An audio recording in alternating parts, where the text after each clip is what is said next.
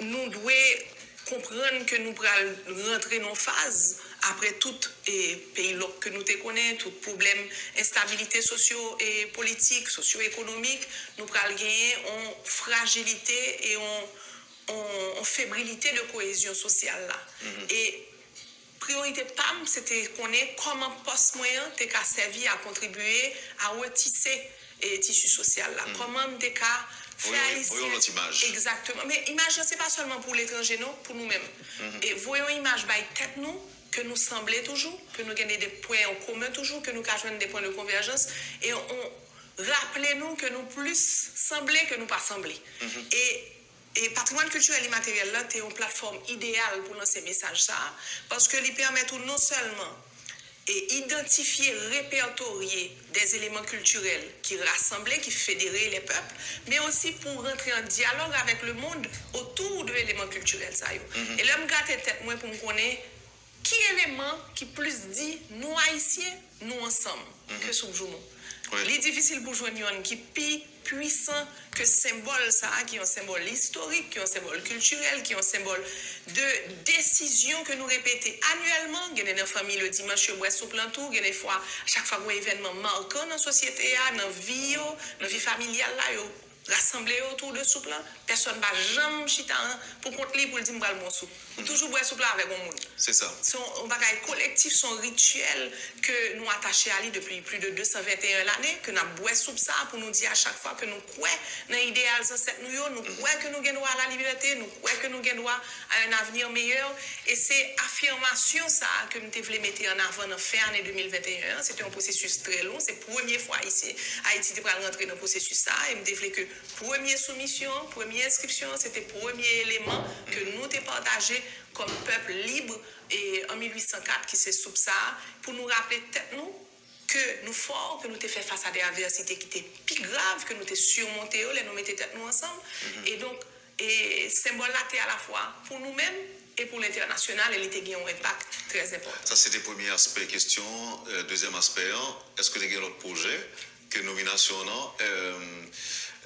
obligé de couper court ou bien interrompre? Alors, je ne pas dire lieu interrompre, semer des projets que peut-être je ne pas place sur place pour me récolter moi-même, mes successeurs, moi et Haïti, pour récolter, on a pensé notamment à trois. Et nous, Bois-Caïman a reconnu dans le mois août là comme un site qui a une valeur universelle parce que il contribuait à l'émancipation des peuples. Donc, UNESCO va célébrer Bois-Caïman. Et dans le mois août prochain, dans le cadre de la Journée internationale de la lutte de l'abolition de l'esclavage. Et ensuite, inscription Cassavla, en décembre 2024 au Paraguay. Nous allons célébrer première inscription en élément multinational que nous partageons avec plusieurs pays bassins caribéens qui pourraient l'inscrire. Et c'était un moment fort pour nous travailler sur le dossier ça parce que c'était une façon pour nous dire que le patrimoine culturel et immatériel là, c'est pas seulement ça qui pour nous seuls que nous avons mis en valeur, mais ça nous partager avec la région pour rappeler que nous avons un passé historique qui est profond, qui est enraciné dans la région et que nous étions un carrefour de civilisation, tout qui a rentré en dialogue avec pays et voisins. Donc, Cassavla sont un élément très important, je suis très fier de soumission ça et je suis très content que nous allons célébrer l'inscription en décembre 2024 et nous avons bien entendu compas qui a fini pour décembre 2025 au moins nous avons déposé le dossier ça, nous sommes très fiers de lui. Son dossier Wendell Fomdio que chaque dossier a une particularité dans le montage mais compare une communauté qui identifie avec pratique ça. Donc, un sentiment d'appartenance fort que peut-être sous plan nous connaissons pour tout le monde et Cassavla nous son bagage qui fait partie de quotidien nous, mais compare il y a vraiment une communauté qui investit sur recherche, sur tout ça qui aspect scientifique de compare parce que compare c'est pas seulement sur entendre, bon science derrière compare tout, des musiques là et rentrer en dialogue avec la communauté porteuse c'est très enrichissant, participation était enrichissant, surtout river mettre ensemble parce que grand pile vision différente dans ça qui compare, qui le compare commencer, qui ça qui qualifie comme compare et travail de concertation ça que nous réussi faire, très fier de lui et m'a saluer collaborateur moi et Louis Carlson Dorsey, qui était ministre conseiller dans la mission diplomatique Haïti à l'UNESCO, qui était mené chantier ça tout en termes de concertation et qui te permet de chita ensemble ça pour nous un dossier qui est solide et que nous sûrs qui va le passer en décembre 2025. Imaginez que monsieur doit suivre nous là, parce que là, à Paris, il doit entre 1 heure ou 2 heures. Donc, je suppose que la suivre dans le bureau. Les chefs cabinet, moi, je connais. Ah, les chefs. Bon, je lis en Haïti. Très bien.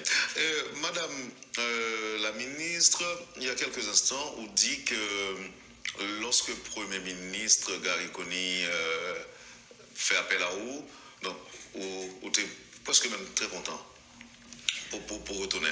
Alors, la question maintenant, comment sont les rapports entre vous et le CPT, quand on sait que normalement, le président de la République, c'est le premier diplomate paysan et rapport à supposer harmonieux.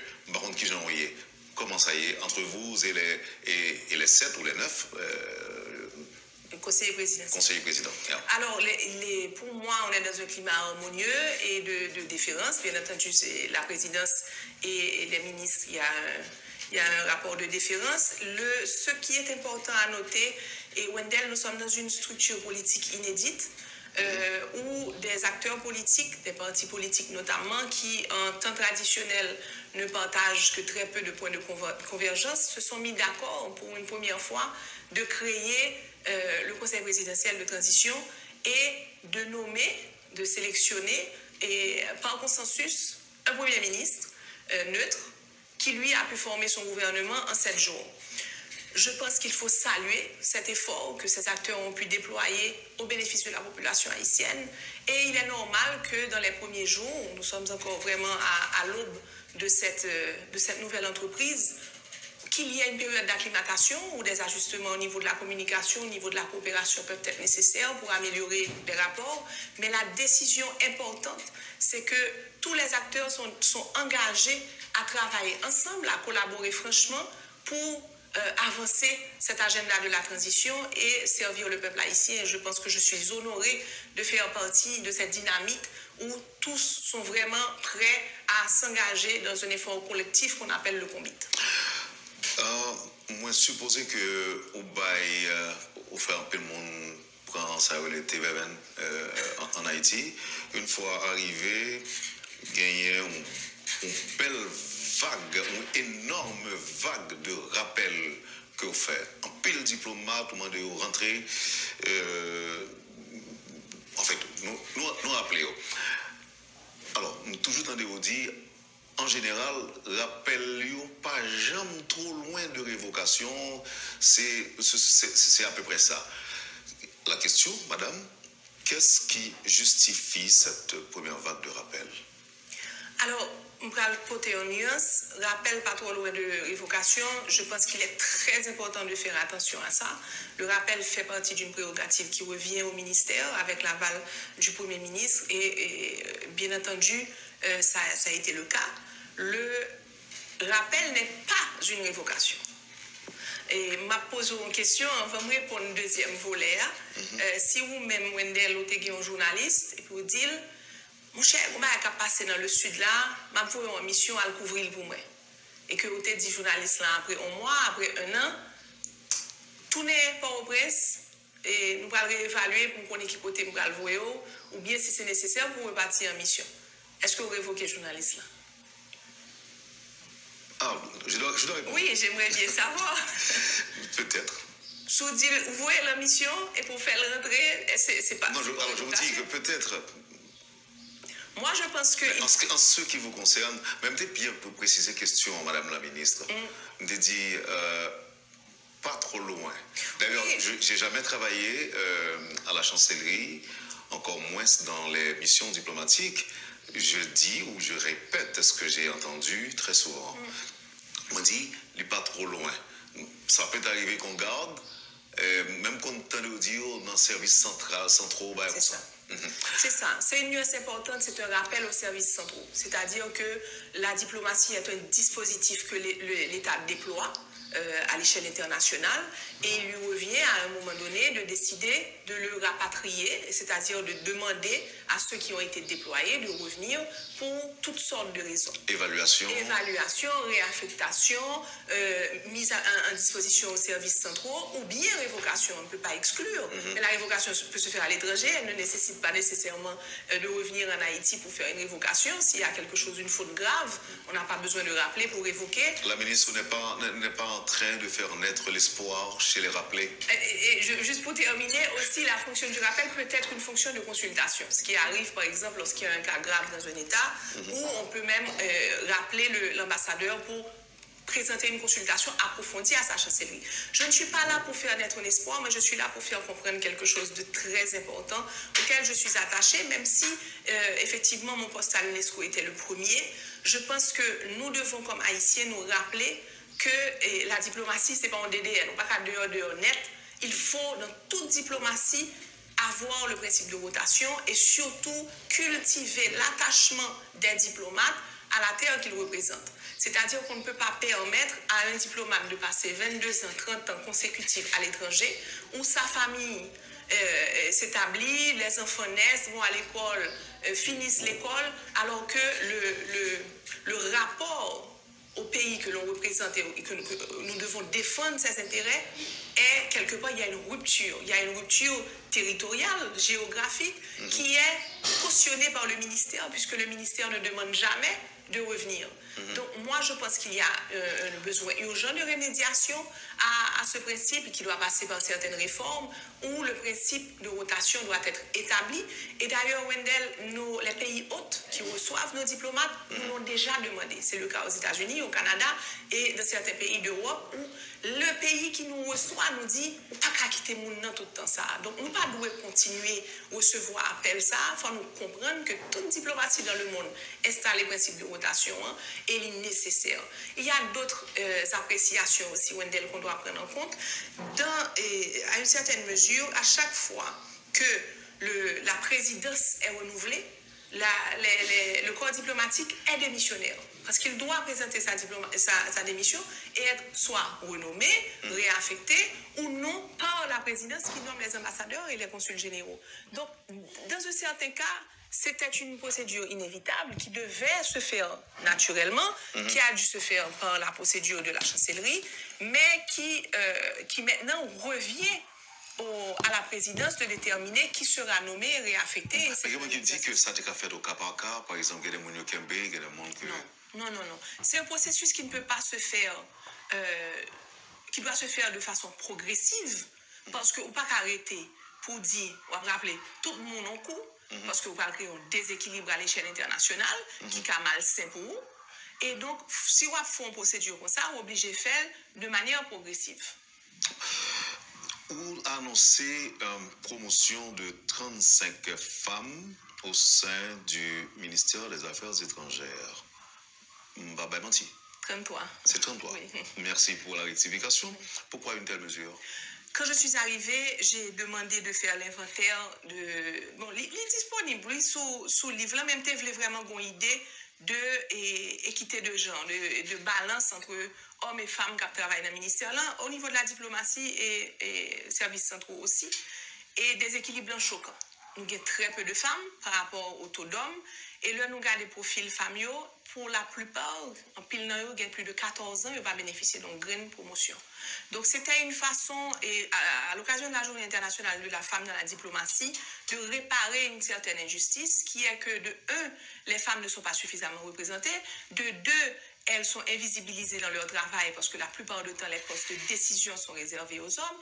Et finalement, elles n'ont pas accès à cette ascension professionnelle qui devrait être naturelle et automatique après un certain nombre d'années, une performance. Donc, c'était une façon de pallier à ça de façon symbolique en cette journée. Ça a été très bien reçu et je pense que ça donne le ton que nous devons désormais nous pencher sur d'autres questions au sein du ministère. Mais la question de genre reste importante et aujourd'hui. Et qui place la compétence gagnante dans tout ça? Parce que selon des informations, il y avait des révocations, des nominations qui se faisaient sur une base politique qui place, par exemple, la compétence de ces femmes en question gagnées au sein du ministère. Ce sont les cadres du ministère qui on a évalué leur rapport. Il n'y a aucune indication qu'il y aurait des manquements au niveau de la compétence. Et je pense qu'il faut absolument lancer ce signal qu'elles sont vues, qu'elles sont reconnues, qu'elles sont valorisées. Et c'est ce qu'on a voulu faire. Il a toujours dit que la diplomatie haïtienne est malade. Basil Moribond dit est malade. Si c'est vrai, en tant que nouvelle ministre qui veut ou qui souhaite inoculer du sang neuf de la diplomatie, quelles sont les mesures à prendre pour la réformer ou encore la remodeler? La première chose, Wendell, c'est qu'il faut nous décider que nous avons une diplomatie qui est au service de pays. Pas seulement un pays qui est au service de diplomatie. Pour l'instant, constat PAM, c'est que la diplomatie a constitué un investissement majeur pour l'État haïtien. C'est un secteur énormément budgétivore et il faut essayer au maximum de créer ce que j'appelle le retour sur l'investissement. Faut que, si aujourd'hui, allons dire, on nous dit que ou investir dans la police pour gagner sécurité. Sauver plus sécurité, nous parlons de lui tous les jours, il faut nous investir plus dans la police et c'est vers ça que nous parlons. Kounia, si vous avez une diplomatie, année après année, vous avez investi plus dans lui parce qu'il y a plus de monde qui a rejoindre. Qui ça ou légitimement, la population haïtienne doit attendre à plus de résultats de diplomatie. Ça. Il faut définir qui résultat, qui mission diplomatie aujourd'hui en termes de résultats. C'est-à-dire que, d'abord, un exemple. Si vous pensez à la diplomatie Ukraine, je dis, pays Ukraine, toute mission diplomatique Ukraine orchestrée pour que vous défendent ça qui a privé par rapport à un pays voisin qui lançait une agression contre eux. OK? Si vous pensez à la diplomatie État Palestine, tout orchestré pour que vous dénoncez un cas qui a privé. Si vous pensez à la diplomatie cubaine, tout orchestré pour que vous dénoncez une situation que vous vivez. Nous-mêmes, aujourd'hui, nous avons un contexte critique, qui est un contexte de transition, côté qu'il est nécessaire que le conseil présidentiel ait exercé droit présidentiel pour nommer des ambassadeurs et des consuls généraux qui, au service de l'agenda transition, qui sont un agenda très critique, pour déterminer les prochaines années, voire les prochaines décennies de destin peuple haïtien. Donc, c'est un exercice droit ça, et prérogative ça, que nous devons regarder qui profil que nous allons mettre dans le poste et qui feuille de route que nous allons pour servir transition et donc 5 chantiers, 5 piliers et transition ça et servi peuple haïtien dans état de crise humanitaire lié dans état de déplacement interne que li a tout besoin que communauté internationale là doit aller l'écoute de yo que diplomatie doit amplifier pour que l'ICA fait message besoin véhiculé, mais aussi tout nous connaît que diplomatie, je suis la première à le savoir, doit servir tout un certain rayonnement de l'image d'Haïti. On n'est pas là seulement pour demander, on est là aussi pour éduquer le public sur qui nous sommes, ce qui nous rend grands, ce qui nous rend dignes et ce qui nous rend égaux de nos partenaires, de nos alliés. Donc, on pense que ou parler de corps malade, plus penser que c'est un orchestre qui a besoin d'un chef d'orchestre qui permet chaque diplomate, pas seulement les chefs de mission, mais chaque diplomate jouer partition pour contribuer à échelle pâle à l'avancement et destin peuple haïtien. Parce que je crois que c'est un effort collectif qui peut demander tout, ou parler de réforme, qui peut demander un certain allègement de poids diplomatique là, parce que parfois, ce qu'on constate, c'est que nous gonflons post diplomatique et là nous gonflons, nous pas permettre aux gens qui là des outils pour que travaillent. Et donc nous-mêmes nous mettons bâton dans propre roue nous.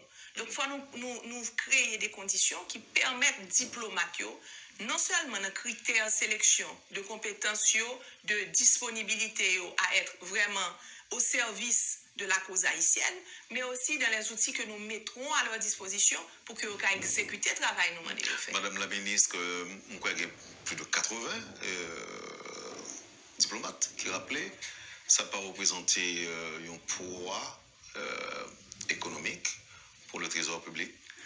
Alors, il y a un coût, pour la transaction du rappel, mais il y a un coût aussi pour la transaction du non-rappel. Donc, c'est tout normal, comme je vous dis. Si on est dans une procédure de redressement économique qui fait partie des priorités de l'État haïtien, il y a des décisions qui doivent être prises. Et je pense qu'avec toutes les consultations que nous avons faites, l'État haïtien est en mesure d'absorber ce coût. Et comme je disais tout à l'heure, il est un passage vers un retour positif sur l'investissement. Parmi les mesures que vous annoncez, m'a rappelé que pour aucun mois, dans la chancellerie, il y a deux mesures que vous annoncez, par exemple, mesures audit là. Comment au niveau de la Cour, il y a accueilli appel qu'on fait pour que gagne un audit qui fait dans le ministère et même au niveau des missions diplomatiques, comment la Cour a accueilli la décision ça? Selon correspondance que moi recevons, il a accueilli très favorablement et il a informé, et ça me connaît informellement, mais ça a été fait formellement aussi, que il y a des audits pour année préalable qui en cours, que on a des médias facilités parce qu'il y aurait eu certaines difficultés dans le passé à avoir accès aux documents que tu as besoin d'un audit que tu as déjà gagné, enquête qui était déjà l'ouvri. Et donc, ils ont demandé pour non seulement collaborer sous période sollicitée, qui c'est période administration précédente là, mais pour nous aider à collaborer sous période que tu as déjà couvrir. Donc, je pense que c'est un accueil favorable et qui lance le ton sur une priorité gouvernementale qui c'est la lutte contre la corruption. Tu me retourner encore sur l'appel là. Pas un appel qui politique. Il n'y a eu aucun prisme politique dans cette procédure. Aucun prisme politique. Je pense que c'est l'un des points sur lesquels je peux être fière. Il n'y a pas de considération ni d'affiliation politique, ni clanique, ni familiale, ni rien, sauf un travail objectif, rigoureux, qui a permis à cette première étape. Par exemple, mesures ça au niveau de l'opinion, ils sont capables d'interpréter différemment. Il y a des gens qui ont dit que la ministre quoi entrer là, elle a envie de faire un sérieux. Et avec série de mesures ça que l'on prend, mais on va d'accord que c'est des mesures qui dérangeaient certains intérêts. Est-ce qu'on est conscient de la réalité politique ça? Et est-ce qu'on paraît pour faire face à l'ITU? Je suis prête, avec l'aide du chef de gouvernement qui est là pour donner le ton à l'action gouvernementale, à faire face à ce qu'il faut pour que nous aboutissions à l'objectif qu'il a au service de l'État haïtien. Depuis que nous connaissons que nous avons avancé objectivement, sans parti pris, vers des réformes qui vont être au bénéfice de la population haïtienne, tête frette. Et pour complémenter cette réponse, tout à l'heure on parlait de réforme, il y a aussi besoin que la diplomatie reflète la population haïtienne. C'est-à-dire, aujourd'hui, Wendell, il y a une imperméabilité de la diplomatie. C'est-à-dire que un jeune haïtien, jeune haïtienne qui voulait intégrer la diplomatie en Konya, pas sûr que le connaît comment. Pas sûr que le pensée est accessible. Alors, nous avons travaillé nous-mêmes au sein du ministère pour nous renforcer l'Académie de diplomatie et pour nous décentraliser le tout. Parce que nous ne pouvons pas dire seulement les gens qui ont accès à Port-au-Prince qui sont passés dans l'Académie, c'est eux-mêmes qui ont intégré et diplomatie. Donc, décentraliser, le rendre accessible ailleurs, peut-être pour commencer dans les grandes villes, et ensuite renforcer ça qui pour au presse l'entour, parce que les besoins de visibilité, les besoins d'appui, et surtout assurer que il y a des canaux d'intégration qui véritablement l'ouvrir. L'on finit faire académie de diplomatie, ou bon certaines garanties selon compétences, selon performance pour intégrer diplomatie. Parce que là, et ça sont anciens ambassadeurs qui sont nominations politiques, ça, mais là, population a l'impression que c'est seulement moun pas qui va rentrer dans la diplomatie, on perd du foi dans la diplomatie. Tandis que si on connaît que ce sont des cadres mériteux, des gens qui rentrent par concours, des gens qui travaillent dur pour y rentrer là-dedans, quel que soit le niveau d'enseignement supérieur. Parce qu'il y a une place pour les gens qui est agent consulaire. Il n'est pas obligé de faire un doctorat pour l'agent consulaire. Il y a une place pour les gens qui veulent conseiller, une place qui veut ministre conseiller. Ce n'est pas nécessairement un discours élitiste, mais c'est un discours de dire que l'opportunité d'intégrer la diplomatie doit être accessible à un plus grand nombre d'Haïtiens, de jeunes Haïtiens qui sont assoiffés de servir leur pays, femmes et hommes compris. Ok, nous avons parlé de ça tout à l'heure. c'est sans conteste que vous marquez passage au niveau de l'UNESCO. Qui sont besoin qu'on est là pour réussir, pas dire même gens, mais à peu près, dans le ministère des Affaires étrangères, et même laisser empreinte, même gens, nous avons parlé de ça pour l'UNESCO. Quels sont besoins? Je pense que on commençait avec de bons outils. C'est-à-dire que m'accepter rejoindre une équipe gouvernementale qui composée d'hommes et de femmes qui tous décidaient pour y au service de pays à un moment, j'aime dire là, qui est très critique. Au moment côté nous n'avons pas droit à l'erreur et côté que nous avons une petite fenêtre, très petite fenêtre, nous voyons dans d'autres aspects, côté que, et Jean-Premier ministre l'a dit là, population attentive, population en non et optimisme, mais un optimisme et fragile, mesuré. C'est-à-dire que l'a gardé et précautionneux. La garder qui ça nous va le faire avec opportunité ça que Libanon pour nous prouver que accord politique ça va le déboucher sur des solutions au bénéfice de la population. Donc moi je vois une équipe qui a un sens de l'engagement, qui a un sens de l'urgence. Vous parlez de comment nous aller vite, mais en même temps tout le regarder et calendrier transition ça si nous prenons 3 mois avant nous faire action nous déjà perdu trop de temps population obtient des résultats rapidement et donc on m'a dit qui ça me fait pour me sentir que je réussis ça me fait c'est quitter en diplomatie qui j'aime t'a dit là au service du pays parce que les contribuables haïtiens bon an mal an payent les diplomates ils payent les diplomates alors que la République a acheté devises pour le payer et donc diplomatie ça que nous-mêmes comme contribuables d'à payer pour lien faut le cas nous des résultats que nous sentons qui tangibles sous bien-être population. Le conseil présidentiel n'a pas dérangé, mesure ça on comprend, il n'est pas dérangé. Conseil présidentiel là, je pense que le conseil présidentiel est très imbu du fait que ça vient de ses prérogatives pour que l'il nomme de nouveaux ambassadeurs et donc je n'oserais pas dire qu'il y a dérangé. Vous pensez que ça prend temps pour nomination de nouveaux ambassadeurs, nouveaux consuls généraux pour remplacer ça qui rappelait? C'est un processus qui peut aller vite, tout comme il peut prendre le temps qu'il faut, parce que dans tous les sens, décision pas dans même. Moi-même, je vais contribuer à lui à travers fournir tout profil qui était stratégique pour les postes les plus importants pour le dispositif diplomatique haïtien, mais ce sera à la discrétion du conseil présidentiel de mener le tempo et moi je serai au service du chef de gouvernement et du conseil présidentiel dans cette procédure. Président Jovenel Moïse a accepté les lettres de créance de l'ambassadeur de Russie en Haïti. Est-ce que vous pouvez continuer avec relation ça ou même? Pas en mesure pour me répondre tout de suite. Concernant la Chine et Taïwan, vous avez une idée de quelle politique que nous allons mener?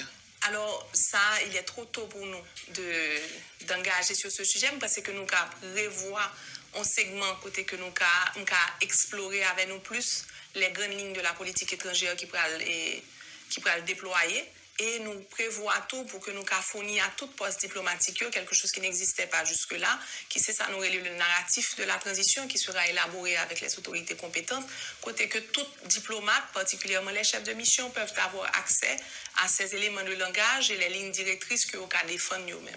Avec qui l'UNED vous regardez relations Haïti et la République dominicaine, je dis?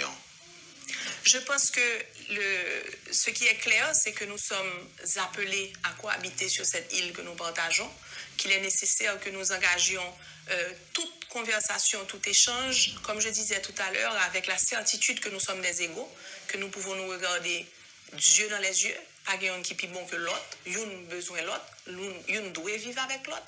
Et moi, j'étais très content de rencontrer homologue dans Paraguay, qui c'est ministre Alvarez, pour nous faire un premier échange initial, mais autour de vérité et autour de climat apaisé et surtout sincère. Je nous voulons mener le ministère ça yo, nous jouons des cadres dans le ministère là qui dans des conditions très difficiles loin d'elle quand même continuer engagement pour le travail pour pays yo et puis saluer ça parce que nous conscient après presque 4 ans dehors de dégradation conditions de vie dans la capitale là et c'est visible, c'est palpable dans le ministère, conditions et environnement très difficile, stress difficile et capacité technique pas nécessairement disponible. Donc pression en pile, mais encore une fois, il y a un sentiment d'engagement, bon élan que moi senti et que nous voulons non seulement cultiver mais que nous voulons honorer parce que si nous ratons l'occasion ça, nous avons décrédibilisé et rendre plus difficile ça va venir après. J'étais très confortable effectivement et Paris dans un bel bureau côté me bien vu sur la Tour Eiffel mais il pas pour moi. Il pas pour moi ni pour me kembel ni pour me rester, j'étais en mission. Et avant même que tu proposé mon poste ça, le conseil présidentiel l'a installé, moi-même j'ai commencé à faire mal avec moi. Parce que j'aime dire là, et appréciation PAM, c'est que j'étais à nouveau à la discrétion du conseil présidentiel là pour décider si m'a prêté, si la pour renouveler ou prolonger et madame au sein de accréditation au sein de l'organisation ça, ou bien si la voyé mon autre côté, ou bien si m'a rappelé. Et donc ça n'a rien à voir avec la lettre de blâme que vous avez reçue? Du tout. Et parce que dans tous les sens, on était dans un nouveau schéma politique. Le m'a parlé de ma lettre que me fait, nous avons un schéma politique côté conseil présidentiel l'a installé et côté que au nouveau gouvernement prend fonction. Donc mon appréciation c'est que la diplomatie n'est pas là pour s'ancrer. Le diplomate est un diplomate en mission comme un soldat. Il n'est pas là pour s'ancrer dans son poste, il est là pour servir le temps que l'État et les autorités compétentes estimaient que le doit au service dans le lieu dit. Donc moi-même, je ne connais pas que proposition santé pour Alvini. Comme dit au début, j'étais très honoré que le Premier ministre ait fait appel à moi et pour me faire partie de 4 ministères régaliens et surtout de 4 personnalités neutres qui rejoignent le gouvernement sans et appui de partis politiques. Et je pensais que c'était une opportunité importante pour moi pour montrer que même Elan, tu as me parler de lui, Elan qui t'a fait me dire oui pour me venir diplomate, pour me venir ambassadeur, c'était un élan de désir viscéral d'être au service de mon pays. Elan qui fait me dire oui, il a proposé CPT1, c'est même désir de service ça. Je vais raconter une petite anecdote de un monde que me relais, qui d'ailleurs pas loin de secteur Bao, qui l'homme dit j'ai très peu de temps pour me décider si m'a accepté oui ou non pour le conseil présidentiel là et donc me fait un appel stratégique tout le monde que me connaît qui ont vu d'ensemble sous diplomatie sur situation politique là excusez-moi et me dit voilà une proposition que vous faites qui soit pensée me pas remplir le temps rapidement qui soit pensée et il dit entre qui ça va hésiter entre représenter pays et UNESCO et puis au jeune CPT et t'aime dire si elle lance ça n'a pas réussi, qui pays va le représenter? Donc, là, elle dit ça, mes chers de poule. Elle dit qu'il faut faire toute bagaille pour elle lance ça réussi pour que nous ayons un pays pour nous représenter, un pays que nous sommes fiers de lui. Et donc, dans ce sens, l'homme t'a accepté de rejoindre CPT. Moi, merci, structure politique qui t'a fait choix de moi. Il m'a dit, qui t'a fait choix de moi comme une personnalité qui n'a pas appartenu à parti politique, mais qui t'a ouais, moi, une femme, un jeune, qui t'a qu'à contribuer. Non, structure, ça, je suis content de faire. Conditions ne sont pas réunies pour me faire. Et l'article 135 est évoqué. Moi, je fais retrait, mais retrait pas un retrait sur le pays, retrait en retrait sur et structure, ça. Et donc, le pays me fait appel à moi par l'autre voie. Moi, je dis oui, tout. Parce que pour moi, il y a des questions qui ne sont pas des questions politiques. Ce sont des questions d'État, ce sont des questions de survie de l'État. Et surtout de service à la population haïtienne. Et le Premier ministre l'a dit l'autre jour, avec beaucoup d'émotion que je partage, c'est un pays qui bat nous toute bagaille. Toute sa mienne, je dis. C'est le pays d'Haïti qui bat nous. Donc, qui est-ce que taillé pour le pays d'Haïti besoin, m'estimer trop bien ou bien trop risqué pour ne pas venir répondre oui à l'appel. Donc, chaque fois que le pays m'a besoin, côté l'a besoin, jusqu'à mon dernier souffle, m'a dit oui. Parce que c'est ça maman m'apprend moi, c'est ça papa m'apprend moi, et c'est ça m'a apprendre petite moi. Et l'homme dit oui en Wendell, c'est pas parce que me sous-estimer menace là, mais c'est parce que mon petite fille 5 ans que me voulait qu'il ka vivre dans pays ça. Me refuser l'idée que m'taka contribuer à un pays qui pi bon qui pi jam et puis me dit non merci et puis petit moins pas hérité non place dans la société ça tant que tout l'autre petit monde jodi a qui méritait une place dans la société. Donc chaque monde qui a lieu pour jouer dans partition. Mais ça vient avec des sacrifices énormes et le Premier ministre le reconnaît. En pile monde dans le gouvernement ça venu de l'extérieur. Yo te gen des postes ailleurs, yo choisi vini. Sacrifice là li brutal, surtout à l'ère de la désinformation, des réseaux sociaux qui côté que vulnérables à toutes sortes d'adjectifs qualificatifs selon et inspiration du moment, selon humeur moun, selon intérêt personnel li. Mais dans un sens, je suis très reconnaissant de l'expérience ça dans et 4 jours que je fait que je pour l'intégrer CPT1 parce que li créer un carapace, un blindage qui pouvait efficace en termes de nouvelles fonctions que m'accepter prendre parce que je viens comprendre un peu les forces qui sont à l'œuvre et je viens comprendre tout que son choix que seulement moi-même moi qu'a fait qui sait qui t'aime affecté par lié donc renoncer ou bien faire abstraction et continuer tant que je suis certain que c'est au service et au bénéfice de la population. Est-ce que nous avons dit tout que à partir de réponse ça Koba moins là nous le ouais non madame Dominique Dupuis un monde qui tout embrassé en carrière politique et que demain nous devons attendre à plus. Du tout, c'est pas du tout le ton de ce que j'essaie de dire. Ce que j'essaie de dire c'est que toutes les filles et tous les fils d'Haïti ont une opportunité pour le service de pays. Moi-même, c'est à travers une carrière diplomatique que chance ça a présenté de façon plus évidente parce que j'étais déjà au service de communauté, au service de ville et dans d'autres capacités. Et tant que là aujourd'hui c'est dans un poste ministériel, demain il va continuer dans la diplomatie, mais c'est pas nécessairement dans une capacité politique qu'on peut être au service de son pays. Je ne suis pas un personnage politique en 2020 et je ne suis pas un personnage politique comme ambassadeur. Je pense que l'engagement dont je parle est un engagement citoyen. Comme citoyen, moi pour une décision pour mon service pays et comme citoyen, je vais décision ça jusqu'à mon dernier souffle et ça n'a aucun agenda politique attaché.